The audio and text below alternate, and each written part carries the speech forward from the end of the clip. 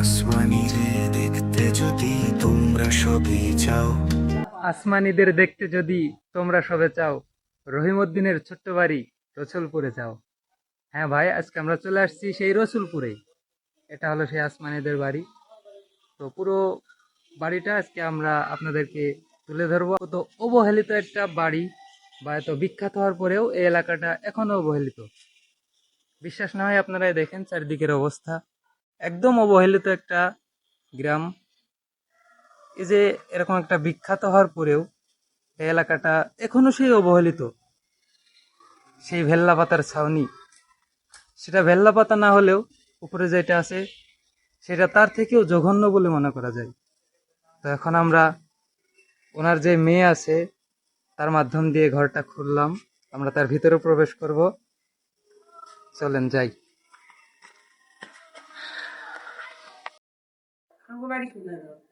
আমাদের বাসা হচ্ছে ঝিনাইদাতে, ঝিনাইদহ জেলা শৈলকুপা থানা।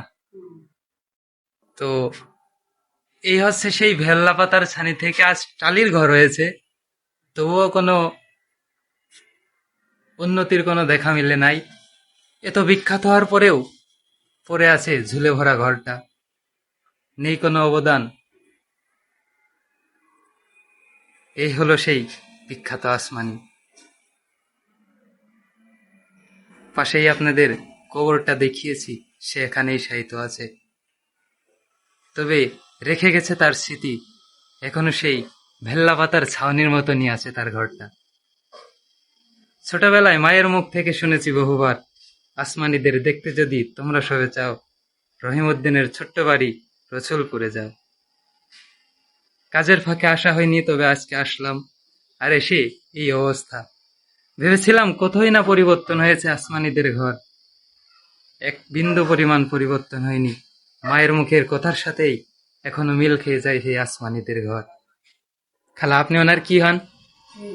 মেয়ে। তো আপনার মতে এইখানে যেসব অনুদানগুলো আসে আপনারা তো পান না, এগুলো যায় কোথায়? আল্লাহ জানে। মানে আমি রাস্তা পাশে আছি, এই রাস্তাটা ওই নেই, অনেক দিন খাই। সব চলে যায়।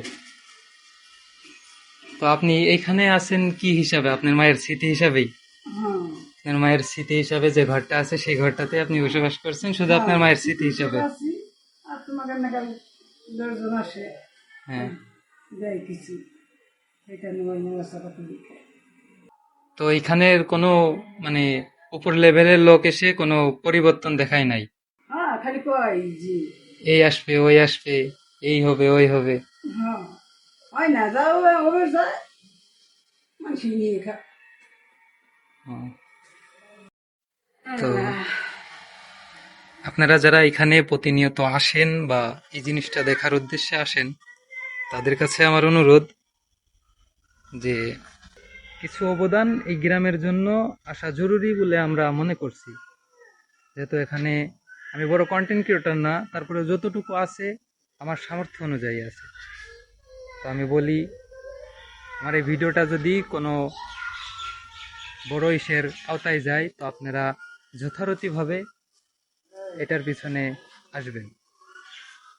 আর এই গ্রামের বিশেষভাবে উন্নতির জন্য আবেদন করছি।